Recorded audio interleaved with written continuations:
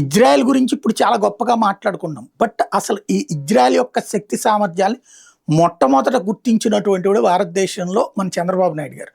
ఆంధ్రప్రదేశ్లో 99 ముందు 95లో ముఖ్యమంత్రిగా అయ్యాక 95, 2004 మధ్యలో భారతదేశంలోనే ఎవరూ చేయని ఒక సాహసం చేశారు. ఇజ్రాయెల్ వాళ్ళతో మాట్లాడి ఇజ్రాయెల్ టెక్నాలజీ ఏదైతే ఇప్పుడు డ్రిప్ ఇరిగేషన్ లాంటి వాళ్ళదే. అక్కడ వాళ్ళకి ఎడారి ప్రాంతాలు కావడంతో వాటర్ పనికిరానటువంటి సందర్భంలో వాళ్ళు డ్రిప్ ఇరిగేషన్ ఎట్లా చేస్తారు ఇవన్నిటిని చూసి మన ఆంధ్రప్రదేశ్లో తీసుకొచ్చి పెట్టారు.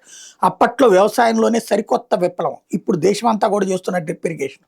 ఇప్పుడు జార్ఖండ్లో ఉన్నటువంటి పలాము టైగర్ రిజర్వ్లో ఇజ్రాయెల్ నుంచి తీసుకొచ్చినటువంటి కొత్త ట్రెంచ్ సిస్టమ్స్ని వాడుతున్నారు.